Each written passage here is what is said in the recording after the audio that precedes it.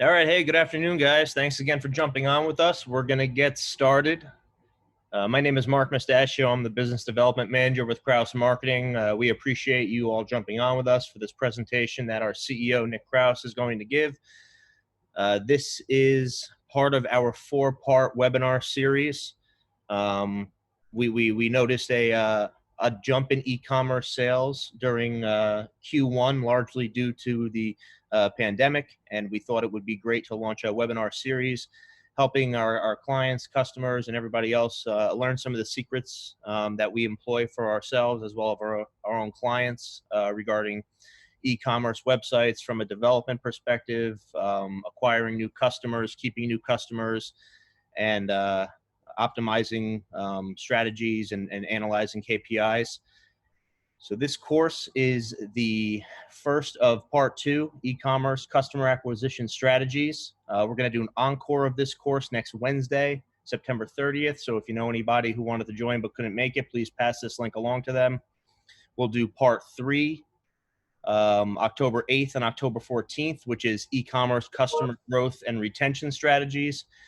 And then on October 22nd and October 28th, we'll do part 4, which is e-commerce user experience optimization strategies and KPI analysis. So without further ado, I'll pass it off to Nick Kraus, who since the founding of Kraus Marketing has been involved in the development of thousands of e-commerce websites that have generated millions of dollars in revenues for some of our clients each month. Awesome. Thank you, Mark. And thanks everyone for hopping on today. I look forward to giving you some real solutions that you could look into and or take on today, some usable ideas. And I want to just start for a little bit about Kraus Marketing. We started in the early 2000s. I wanted to create an agency that businesses both regionally and nationally could come to for help to improve their brand in both a traditional and digital sense. So mostly branding and website design is what we worked on. But we did quickly learn that no matter the size of the company, they needed more than just a great brand and website. They needed for people to find them. So in around 2008 is when we started our digital capabilities and developing them. At the time, it was just all about SEO, the web, but also social had become important, and email marketing obviously had been around for some time. So we started developing those capabilities, and we realized that the best agency is the one that could help them create a compelling brand story, both written and visually, but also the one that could help them be found online. So that's what we do at Kraus Marketing. We build your brand and your website, and then we drive traffic to it. Today, I'm going to be giving away some of the solutions and the tactics that we do in order to drive that presence. At Kraus, we practice an all under one roof solution. We believe it delivers the best value and efficiencies for our clients. Having the creative director next door to the website director and development director, and having the copywriters and the SEO strategists all under one roof, we find helps best because real time is real important, but also synergy is through the roof. Right now, we're actually at a 50% capacity at the office in Morristown. It's a pretty interesting situation to be in, but we have done the best we could, which is we have teams assembled that work on the same project that are in 1 week and then work from home for the second week. So we still get to practice from 6 feet away to under one roof solution. We work with some of the biggest brands, but we also work with a lot of regional and local brands as well. And most importantly, for large and small clients, we have won awards both nationally and regionally.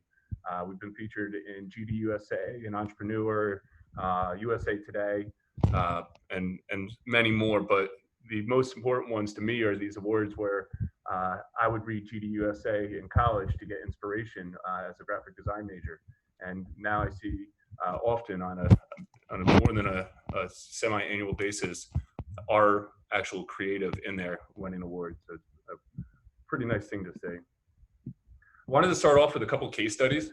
I'm sure everyone knows I don't need to present how crazy e-commerce world has been lately, but I just want to make sure that I show a couple of real-time studies, or one real-time study and one if you don't have an actual e-commerce shop and you weren't set up and ready to go, but now it's time to transition, you can. So the first one is someone that was ready to go. We had been working with for about 2 years.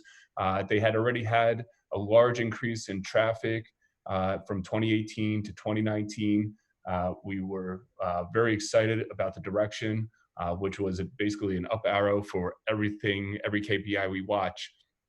And then heading into 2020, we had some big goals as far as this national client, how we were going to get them more revenue. But what we didn't know was that the pandemic was going to hit, and that their product, which is a consumable product, meaning it has to be used, it is used over and over again, and used up and then reordered, would become even more important. So their new accounts increased by 235% in March through June. The revenue increased by 161% over the same period. Total sessions were only up 50%. So as you can see, we had a much higher conversion rate and a lot of new users. Email traffic, organic traffic, and social traffic all increased very significantly, and we're going to talk about these tactics today. This is a great client. We handle right now the US for them. They're looking to expand us to all of North America as well. So just a great case study. And this shows if you put the hard work in, when the time comes, it'll really pay off. The next one is a luxury consumer product company. They were selling, before they launched with us, an eBay store. They were selling all their products on eBay. Of course, they were getting big margins cut from them. And every once in a while, they were getting shut down because of the large quantities that they were selling on eBay. But they also had a website, and they couldn't figure out how to get that website to sell more. So we took a look at it, and we really believed that was people judging the book by its cover. She was selling $1,000 purses and $2,000 purses even. And her website looked like it was put together by an amateur. So it didn't appear legit. So our goal was to make it not only look legit, but drive a lot more traffic to it. And we did just that. In less than 12 months, or about 12 months, she did over $1 million in revenue. We increased her daily visits to over 1,000 visits a day.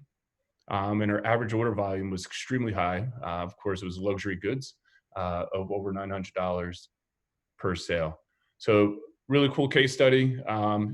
Hopefully that gives you hope if you're launching a new store.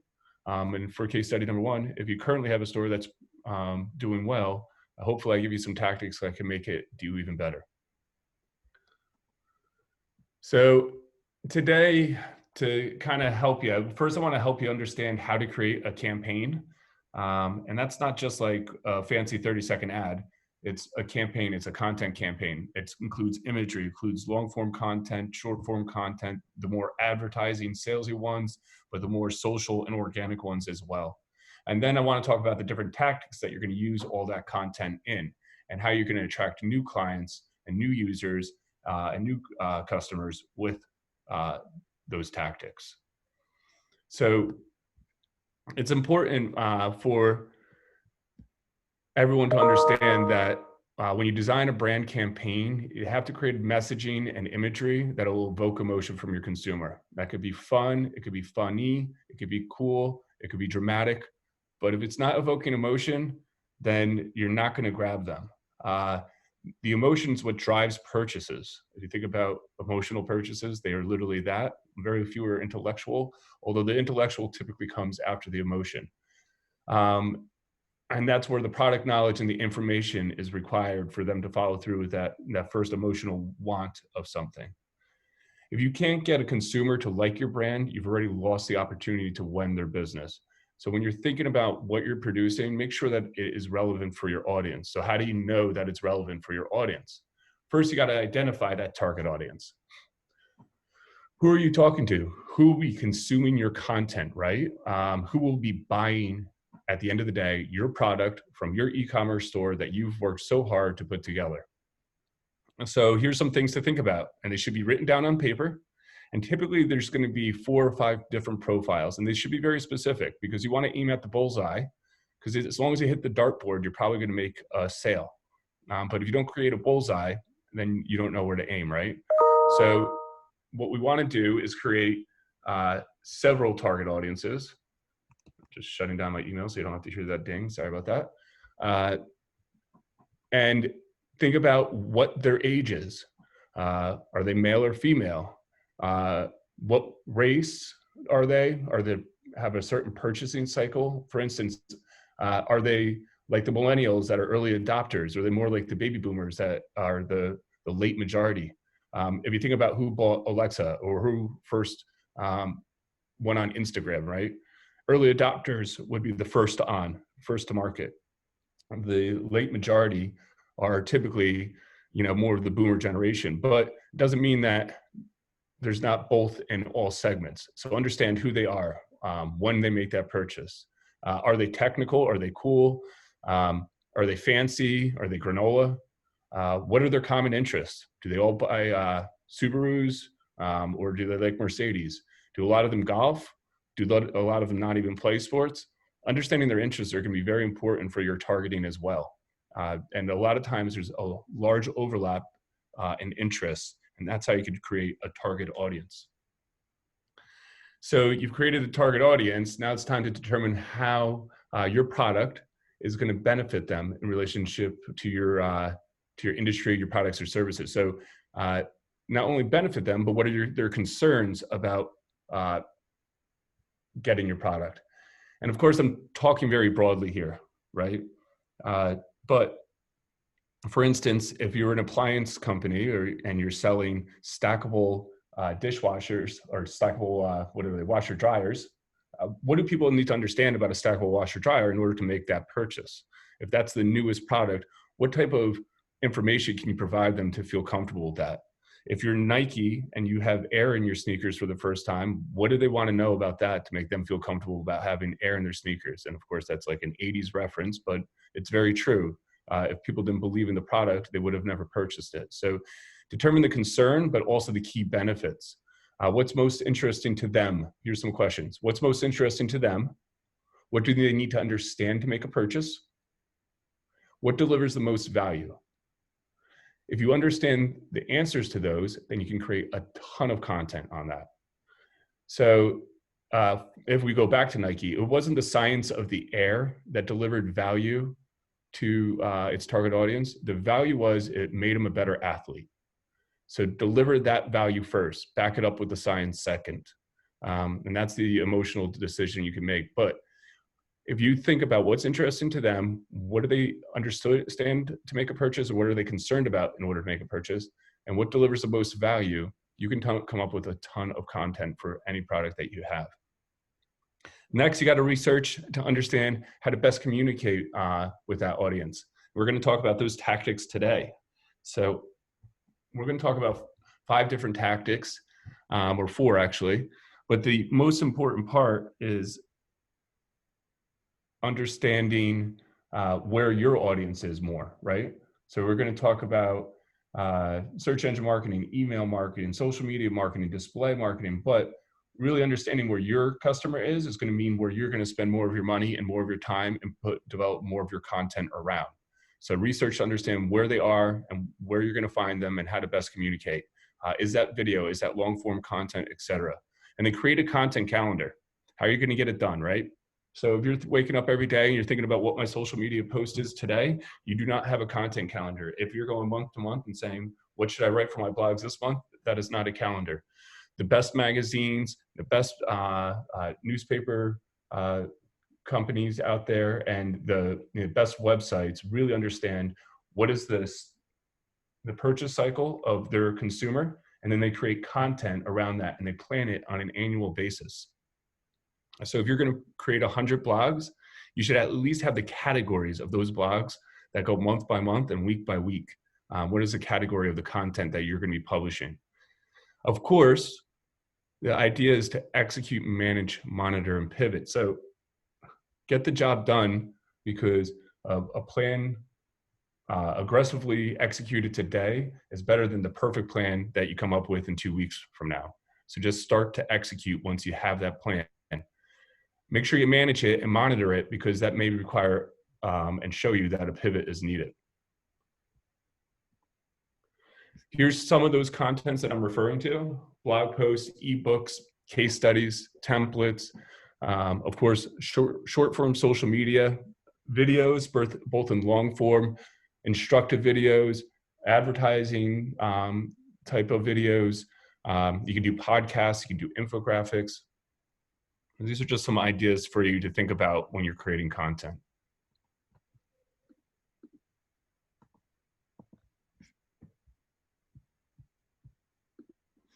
I'm sorry, guys, my screen just froze. Let's see if it comes back to life here. There we go. So we have content, right?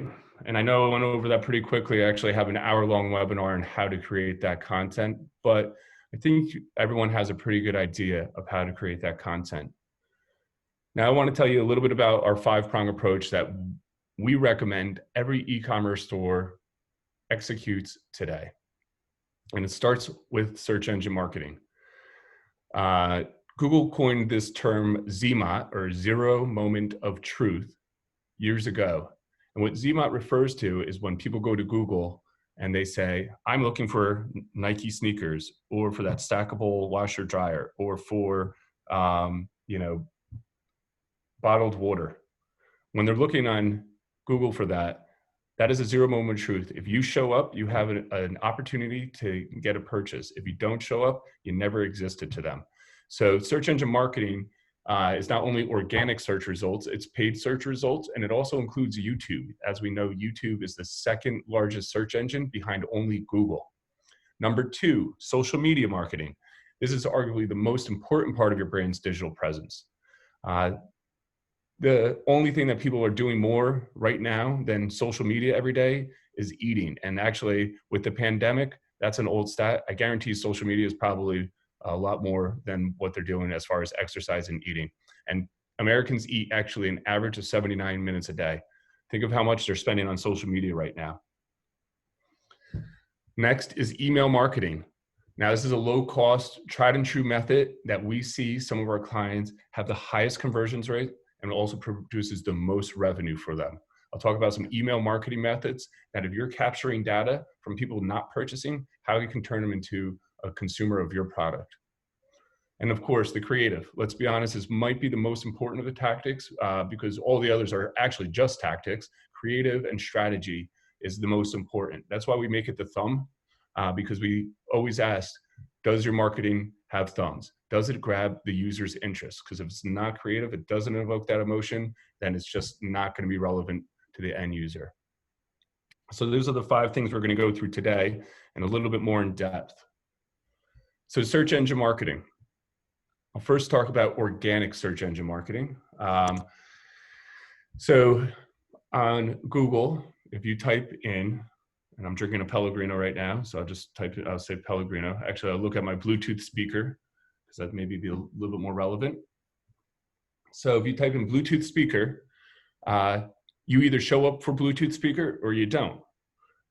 And you could either pay for those results or you could show up organically. Now I'm going to talk about how you can show up organically. And believe me, for common products, especially like Bluetooth speaker, it's going to take a lot of hard work.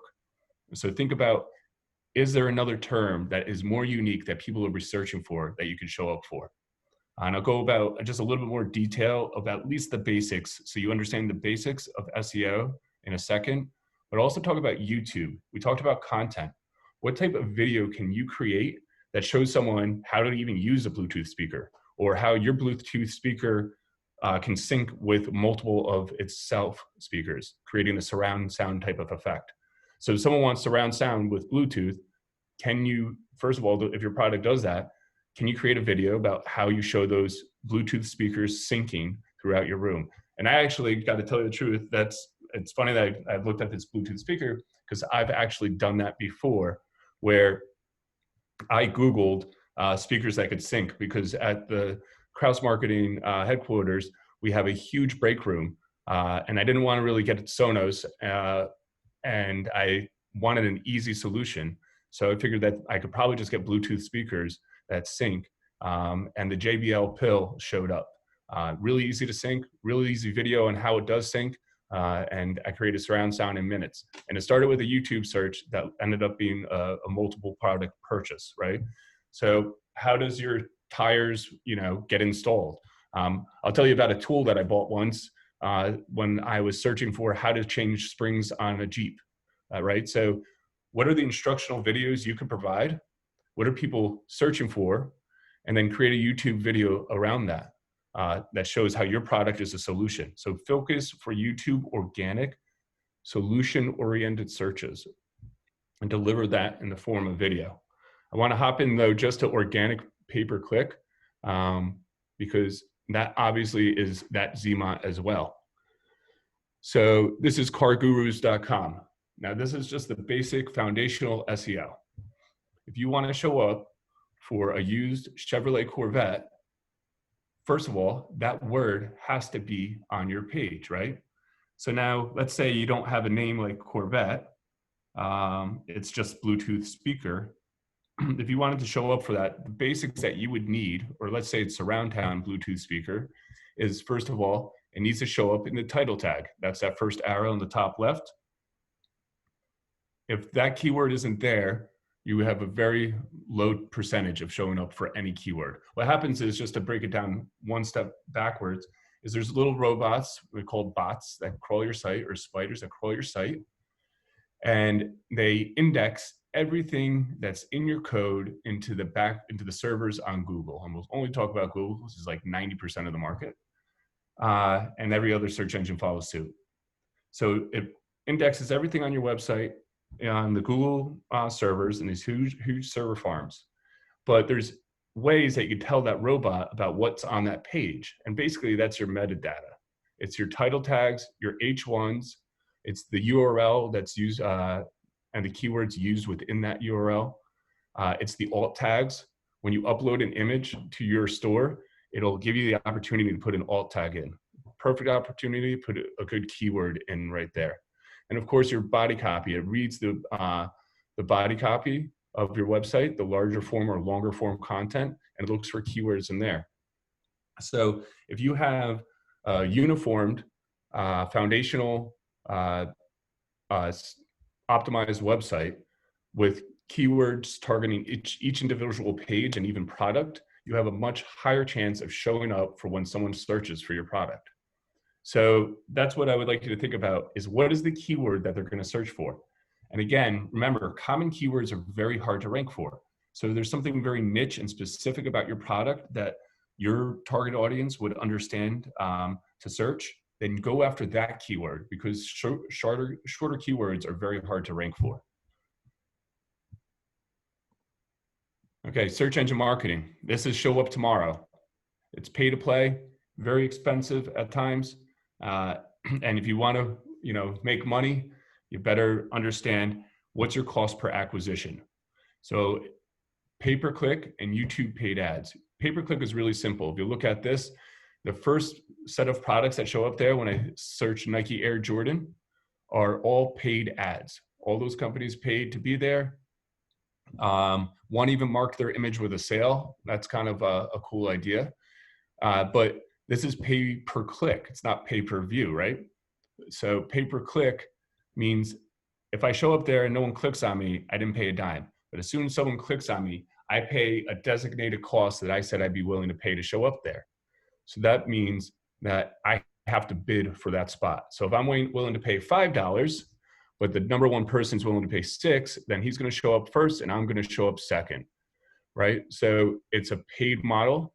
So you have to understand how many of those clicks does it take to get a sale, and how much does your average customer spend in a lifetime on your e-commerce store. Very easy calculation if you think about it, to understand what it would make to make a paid search campaign profitable. So that's pay-per-click. You basically go onto Google AdWords, AdSense, and you create a campaign around the keywords you want to show up for. And I'll talk a little bit about that a second.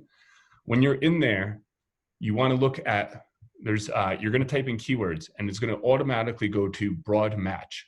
That means that if I type in Nike Air Jordans and I sell ASICs, then I might show up for a Nike Air Jordan search. I don't want to show up for that. And I definitely don't want that click, especially if there's no Nike Jordans on my website. So broad match is typically something you want to stay away from almost in general. Put in the time to do more of a phrase match or an exact match. A phrase match means if I type in Air Jordan Nikes, then I'll still show up for Nike Air Jordan because it's got the same words in it, just kind of mixed up, right? Another thing could be an exact match, which means I only want to show up for this keyword when it's typed in exactly this way.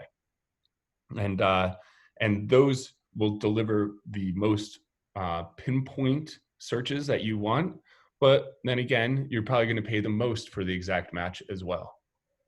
It's a whole entire strategy that goes into it. But again, I would look at phrase match or exact match and realize that the keywords you want to show up for are just as important as the keywords you don't want to show up for. So there's something called negative keywords. So you could type in a keyword that you don't want to show up for. So if you only sell basketball sneakers, you could put negative keyword running sneakers, right? If you only sell men's shoes, then you could put a negative keyword in as sneakers in general, right? So think about the keywords you don't want to show up for at all. And then there's something called YouTube paid ads, right?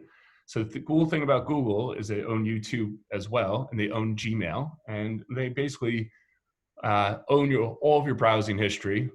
And even if you're not reading your Gmail, Google is. So think about what the keywords are that are going into your Gmail. That helps them give searches, or that helps them know what you're interested in. Now, when you're on YouTube looking for something, it serves up an ad based on either your behavior on the internet and or your behavior with your Gmail account.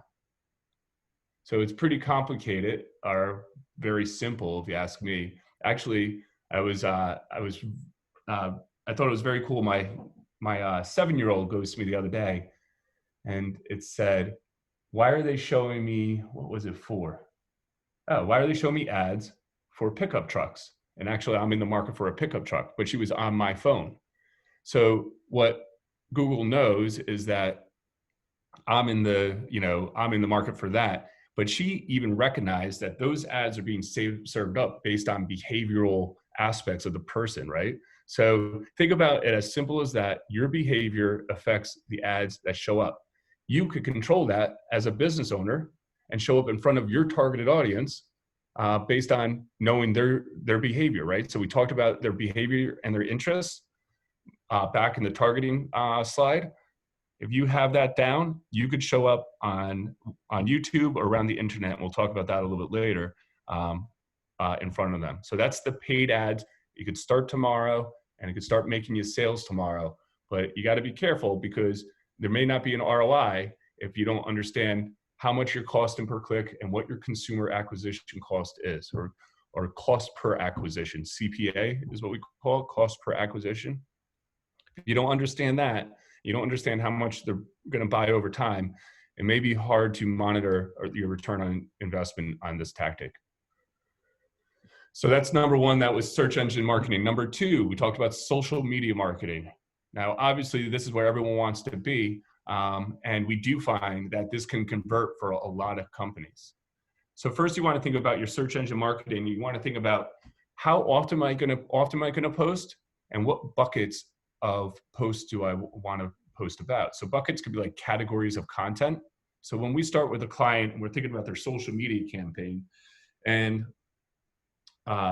we're selling for them hand sanitizer, we want to think about the different categories or content that we could put out there that people would be interested in hearing on social, right? So one might be like how safe our hand sanitizer is. Another one could be how effective the hand sanitizer is.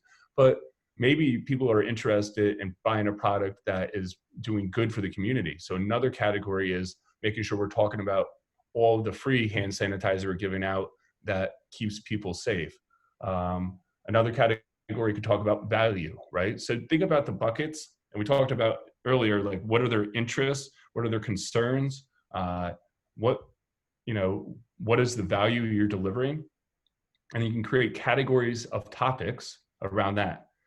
There should be anywhere from 5 to 10 categories of topics.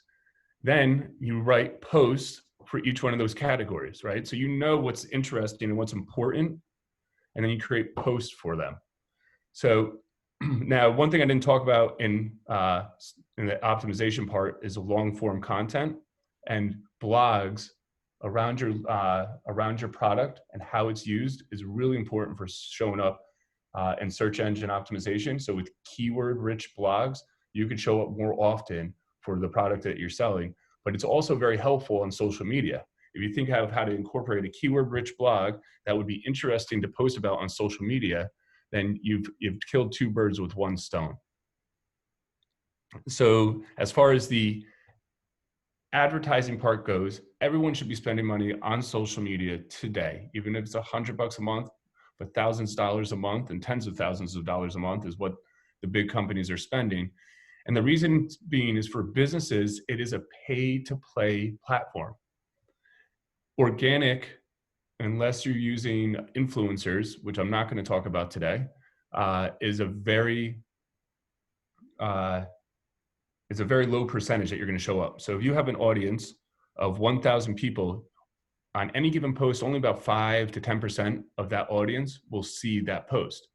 So you thought you had 10,000 followers and you're all excited, but with 10,000 followers, only 500 people might see your post. Now with 10,000 followers, maybe even only 100 followers will see that post, because what they want to do is basically de-rank your post because they know your business and they want you to pay to show that post. So sponsored posts or advertised posts are extremely important. So now you have your target audience that you already developed, you understand all their interests, and you could create the different targeted posts based on those targeted audiences. So you create a bunch of different ad groups. You know their interests, their concerns, their buying benefit of your product. So you create advertisements and posts around those benefits and concerns and values that your product delivers. And if you have them in different ad groups and you have them tagged properly, you could understand what's delivering the best traffic to your website, what's converting the most sales on your website. You could do A/B testing with these posts.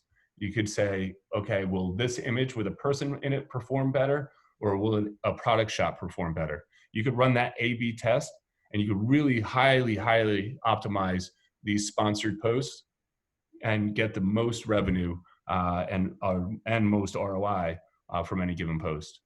So another thing you could do to attract new customers is lookalike audiences, right? So let's say you sold hundreds of items. You have maybe thousands of emails of people that have purchased your product, and you can download that from the back end of your website. What you do is you take those email addresses, you upload them to Facebook, which is the same platform that controls Instagram. And what Facebook says, oh, okay, is there anyone that's associated with this email address that is on my platform? 90% of the time it's yes, by the way. So now Facebook knows, okay, here's these 500 people that have bought this product before. What are all the common things between these 500 people or 5,000, right?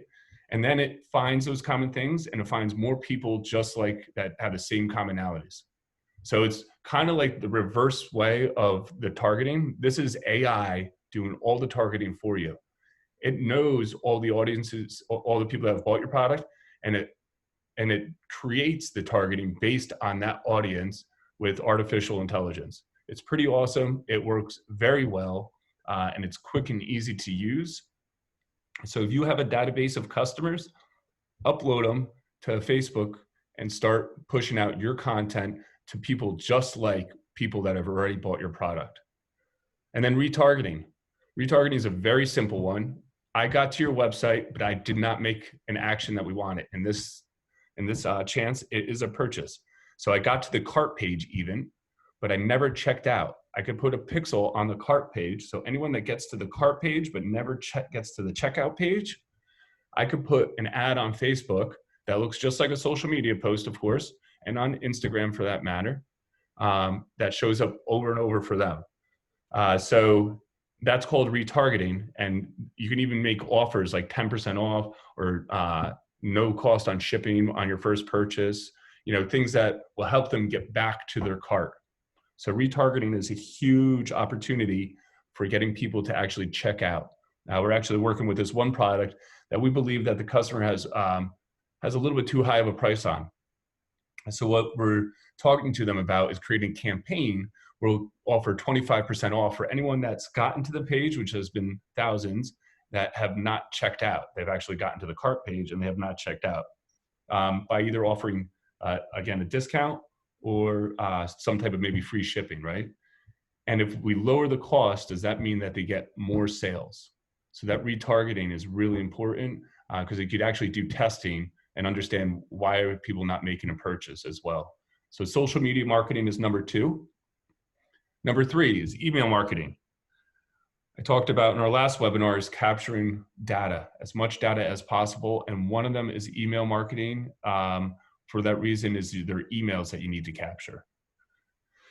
So when someone gets to your website, one of the easiest things to do is offer them a discount by giving them your email, by them giving you their email address. If you get that email address and they don't make a purchase, you still have the opportunity to end up in their inbox. If I looked at the dozens of people watching this webinar today, and I said, how many of you have not checked your email? No one would raise their hand. Everyone on this webinar, I guarantee, has checked their email today. So there's an opportunity to be in a guaranteed place where they're going to be today. And that could be either with a drip campaign, an automated campaign, or a triggered email series. So let's talk about a triggered email series.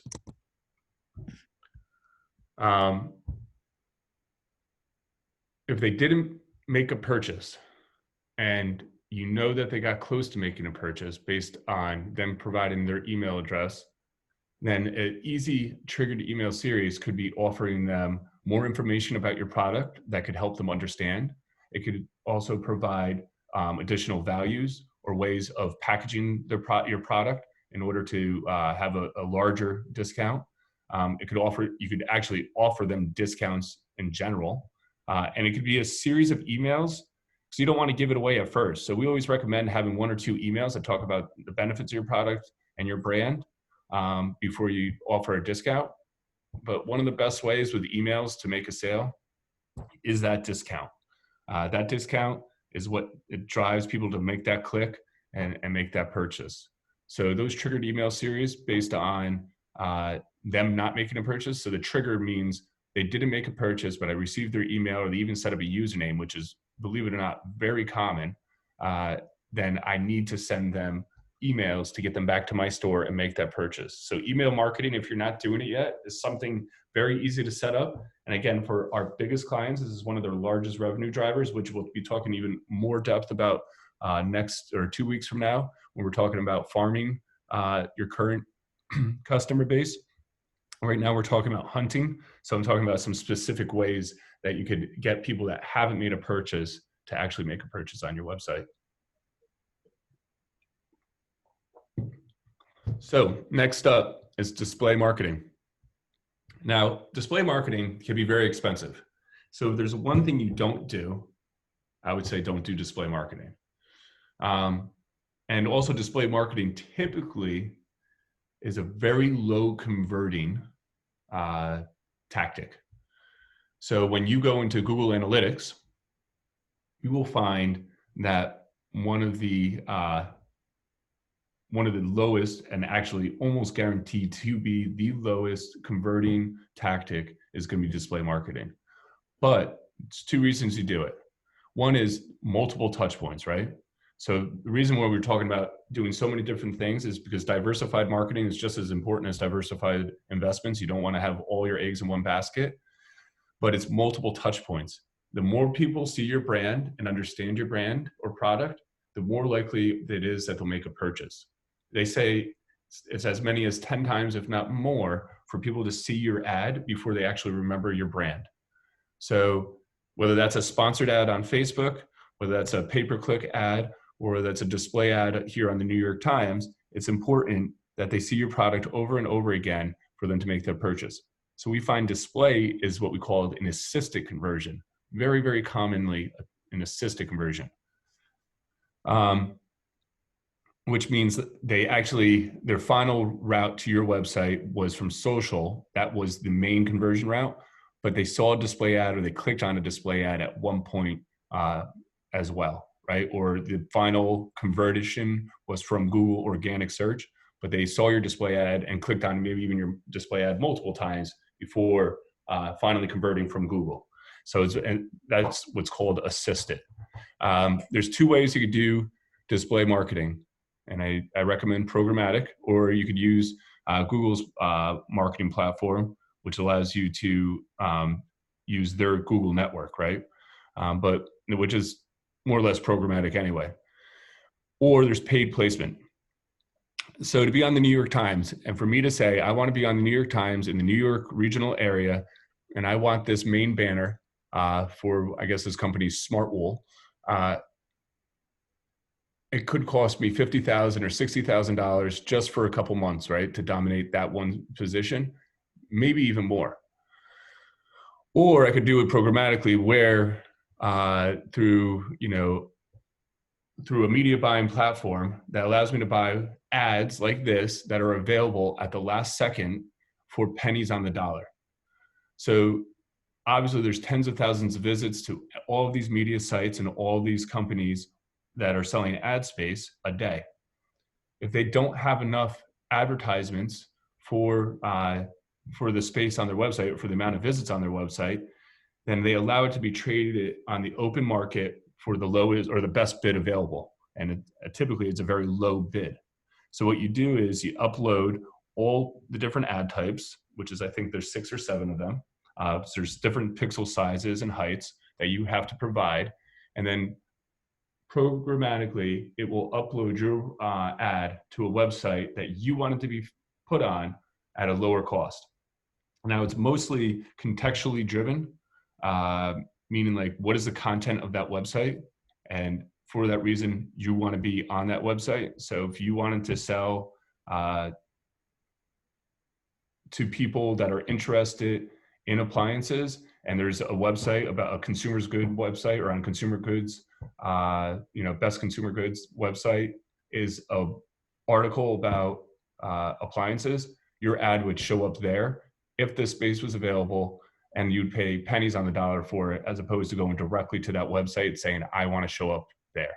So display marketing is very powerful. And there's also something called remarketing, where you know that they've been to your website, and for that reason, you follow them around the web. This is a very common way and very inexpensive way to get your ad out there. So you do remarketing because you know that they've been to your website, and you really want them to get familiar with the brand and eventually make that purchase.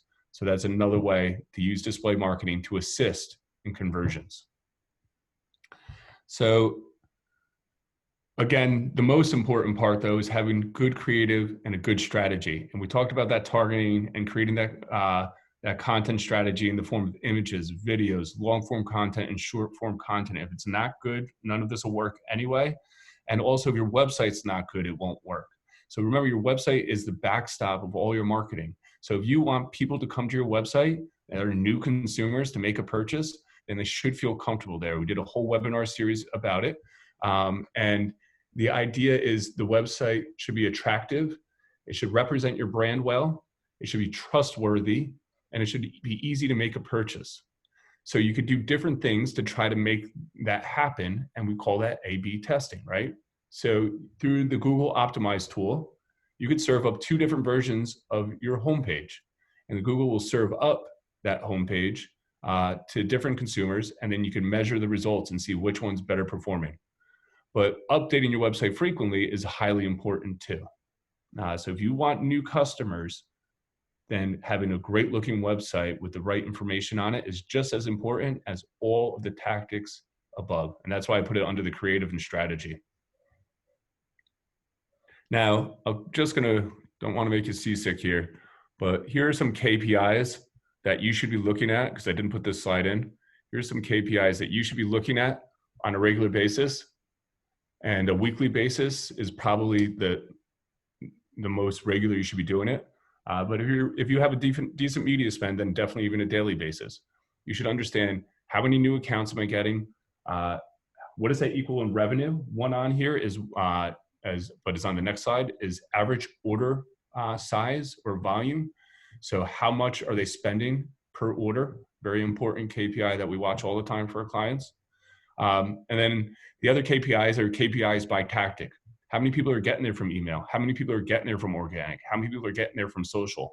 And then what is the engagement of those tactics? We have actually a full webinar about KPIs. I'll be going live through the analytics, showing you those different pages, showing you the different stats, and giving you benchmarks to work with. So make sure you join that webinar in about a month from now if that's of interest to you. But if you're not monitoring how much this traffic or what this traffic and all these tactics are doing for you, then you don't know how to spend your money best, and you don't know how to pivot. So it's all about that monitoring and then pivoting the spend to the best tactic. And it's not all of it. Again, you want to be everywhere, but where are you going to spend most of your time and most of your money? So I'll leave you with this before we take some questions. Is not only is this a time for resilience and hard work, but it's time to think about the future. That's why you probably got on a webinar about e-commerce, because it is obviously the future. And if it's not more relevant now than it ever has been, I'm not sure when it will be. But it is the wave of the future. And one thing that I want you to think about is, imagine if you committed to this plan today, what your company would look like in 2 years from now. And I think I told you enough where you could actually do it yourself as well, but also finding a good agency that can actually get it done for you is also as important. You can assemble your own team, or you could hire a team that's ready to roll, or you could, a lot of blood, sweat, and tears, do it yourself. The question is always, what is the ROI of investing compared to the DIY method, right? So that's it for me. Again, the company is Kraus Marketing. My name is Nick Kraus. Mark, actually, if you want to pop in the chat and just put in there, actually, we'll email each one of you afterwards. If anyone wants a copy of this, just reply with request for a copy of this presentation. We'll send it your way. Yeah, I just went ahead and I put my email in the chat. If anybody wants that, just reach out and we'll get that presentation over to you quickly. Excellent. Awesome. Thanks, Nick. So yeah, we can field any questions at this point. I can start it off right off at the bat. I know, Nick, you mentioned that something that kind of I think stands out to everybody is, you know, that strong statement about, like, if you're not currently putting money towards social, you should be. You know, any amount can be like crucial. Talk a bit more about that, because I think there's a bit of a misconception in terms of like a media spend, you know, and you know, myself coming from the traditional world, knowing the large dollars that it takes to move the needle in like the radio or the TV realm. What kind of budgets are we talking about? And you know, talk a bit more about the you know, breakouts for social spending. Yeah, I mean, so a lot of our clients see as low as like 50 cents per click through to their website from social. So if it's Instagram, you know, sometimes it only costs 50 cents for your targeted audience to click and get to your website. That's a very low cost. Pay-per-click can be several dollars per click. So that's why we like social for that reason. At the end of the day, you should understand how many people it takes to get to your website to make one sale. From there, you could really understand how much you're willing to spend to get more people to your website. So just a couple $100 can get thousands of visitors to your website. It's more like anywhere from 50 cents to $1.50 per click to get one person to your website.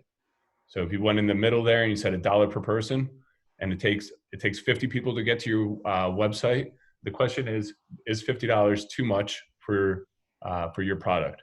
If you have like a large customer base, $50 is going to be, or $1 per click is going to be very low cost or very high cost. If you have a really broad customer base, you might find as low as like 10 cents per click through to your website.